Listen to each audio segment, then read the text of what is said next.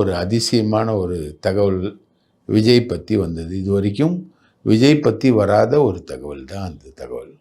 மறுபடியும் விஜய் கூட்டம் நடத்தினா அங்கே சாவுகள் நடக்கும் அப்படின்னு விஜய்க்கு சொல்லப்பட்டிருக்கு. அங்கே சாவுகள் நடக்கும்னு சொன்னது யாரு அப்படின்னு பார்த்தீங்கன்னா, ஜான் ஆரோக்கியம் என்கிற அவரோட வியூக அமைப்பாளர் தான் அங்கே சொல்லியிருக்கார். விசாரித்தப்போ தான் ஒரு பெரிய உண்மை புலப்பட்டது. எப்படின்னா, நீங்கள் நம்ப விட மாட்டீங்க. டெய்லி விஜய் வீட்டுக்கு ஜான் ஆரோக்கியம் போவார். போயிட்டு பைபிளை எடுப்பார். பைபிளை எடுத்துட்டு அதில் ஒரு வசனத்தை பிடிப்பார். விஜயுடைய ஹேபிட் பற்றி அவங்க அம்மா ஷோபா சந்திரசேகர் சொல்லும்போது, விஜய் தன்னுடைய தலையணைக்கு பக்கத்தில் எப்போவுமே பைபிள் வச்சுக்கிட்டு அந்த பைபிளை படிச்சுட்டு தான் அவர் தூங்குவார். பைபிள் கதைகள் தான் அவருக்கு சின்ன வயசுலேருந்து ஊட்டப்பட்ட கதைகள் பைபிள் கதைகள் தான். பேசும்போது கூட ஒரு இடத்துல சொல்லுவார் ஒரு பைபிள் கதை. ஒருத்தனை ரொம்ப அதிகமாக துன்புறுத்துவாங்க. அவன் மோசமாக ட்ரீட் பண்ணுவாங்க. அவன் வெளியில் போயிடுவான். அவன் மிகப்பெரிய வலிமை உள்ளவனா, பலம் மிக்கவனா அவன் திரும்பி வருவான் அப்படின்னு ஒரு கதையை அவர் மேடை பேச்சில் ஒரு இடத்துல சொல்லியிருப்பார். அந்த கதை என்னன்னா, எல்லோராலும் இகழப்பட்டு ஏளனப்படுத்தப்பட்ட ஒருவன் மிகவும் அதிகாரம் மிக்கவனாகவும் பலமுள்ளவனாகவும் திரும்பி வருவான் அப்படின்றது ஒரு பைபிள் கதை. அந்த பைபிள் கதை தான் சொல்வார். இதுதான் அவர் வாழ்க்கையில் டெய்லி நடக்கக்கூடிய சம்பவமாக இருக்குது. டெய்லி ஜான் ஆரோக்கியம் வருவார். விஜய் வீட்டுக்கு போவார். இல்லைன்னா விஜய் எங்கே இருக்காரோ அங்கே போவார். அங்கே போயிட்டு 2 பேரும் சேர்ந்து பைபிளை பிரிப்பாங்க. பிரித்தா ஏதாவது ஒரு பக்கம் வரும். ஜான் மத்தேயு அது மாதிரி என் சமூகம் உனக்கு முன்பாக சென்று கொண்டிருக்கும். ஆட்டோலெல்லாம் எழுதி வச்சுருப்பாங்க. என் சமூகம் உனக்கு முன்பாக சென்று கொண்டிருக்கும். அது அவங்களுடைய நம்பிக்கை. 2000 உலகம் அழிஞ்சிடும் அப்படின்னு நம்பின கிறிஸ்தவர்கள் நிறைய பேர் இருக்காங்க. உலகம் அழிய போகுது, உலகம் அழியும்போது நிறைய அநியாயங்கள் நடக்கும், அந்தி கிறிஸ்துன்னு ஒருத்தர் வருவார் அப்படிலாம் அவங்களுடைய நம்பிக்கைகள் பல விதமாக இருக்கும். அந்த மாதிரி நம்பிக்கைகளில் ஒன்று தான் இந்த பைபிளில் இவங்க பிரித்து எந்த பேஜை பிரிக்கிறாங்களோ அதில் வரக்கூடிய வசனம். அந்த வசனம் தான் அன்றைய செயல்பாடுகளுக்கான காரணமாக இருக்கும். ரைட்டுங்களா? அப்போது அதை ஒட்டி வரக்கூடிய டிஸ்கஷன் எல்லாமே விஜய்க்கு ஊட்டப்படுவது எல்லாமே பைபிளில் இருந்து தான் ஊட்டப்படுது. பைபிள் வசனங்களை தான் ஃபாலோ பண்ணுறாங்க. இவங்க ஜோசியம் பார்க்க மாட்டாங்க, மற்ற விஷயங்கள் பார்க்க மாட்டாங்க அப்படின்னு ஜான் ஆரோக்கியத்துக்கு இருந்தாலும் விஜய் அப்பப்போ ஜோசியர்லாம் பார்ப்பார். விஜய்க்கு ஜோசியத்து மேலே நம்பிக்கை இருக்குதுன்னு வச்சுக்கோங்களேன். ஆனால் ஜான் ஆரோக்கியத்துக்கு நம்பிக்கை கிடையாது ஜோசியத்து மேலே. அவர் முழுக்க நம்புறது பைபிளையும் கர்த்தராகிய இயேசு கிறிஸ்துவையும் தான் அவர் நம்புவார்.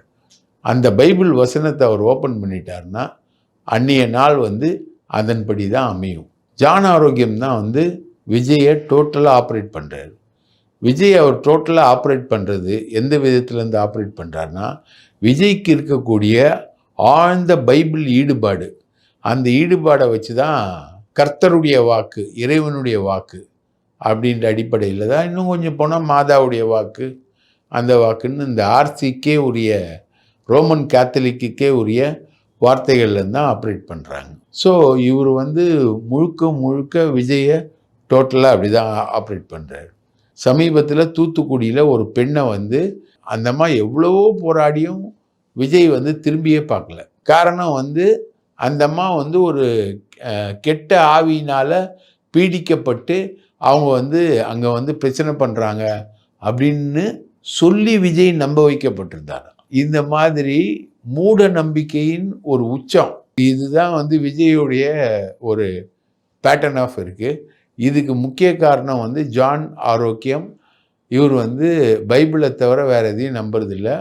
ஏதோ ஒரு ஸ்டாட்டிஸ்டிக்கல் ஃபேர்மில் சாதாரண குமஸ்தாவாக இருந்த அவர் கொஞ்சம் கொஞ்சமாக அந்த ஸ்டாட்டிஸ்டிக்கல் விஷயங்களை கற்றுக்கிட்டு அதை ஒரு விதமாக ப்ரமோட் பண்ணி கொண்டு போகிறாரு. இவர் சமீபத்தில் டெல்லிக்கு போனார். ரைட்டா? சிபிஐ விசாரணையில் இவரையும் கூப்பிட்டு விசாரிக்கிறாங்க. இவருக்கும் வந்து கிறிஸ்தவ தொண்டு நிறுவனங்களுக்கும் சம்மந்தம் இருக்குது, கிறிஸ்தவ நிதி வந்து விஜய்க்கு வருது, அதனால் இவரை வந்து விசாரிக்கணும் அப்படின்னு சொல்லிட்டு என்ஐஏ அளவுக்கு இவரோட விசாரணையை கொண்டு போகணும்னு சொல்லிட்டு கொண்டு போயிருக்காங்க. ஆஃப் த ரெக்கார்டில் இவர்கிட்ட விசாரிக்கவும் செஞ்சுருக்காங்க. இவர் டெல்லிக்கு போனார்.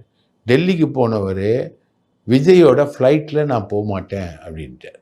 ஜான் ஆரோக்கியசாமி வந்து ஃப்ளைட் ஏற மாட்டார். இது ஒரு மூட நம்பிக்கை. ஃப்ளைட்டில் ஏறவே கூடாது அப்படின்றது இவருடைய மூட நம்பிக்கை. இவருடைய நம்பிக்கை முழுக்க பைபிளுக்கு ஏற்ற மாதிரி நம்பிக்கை.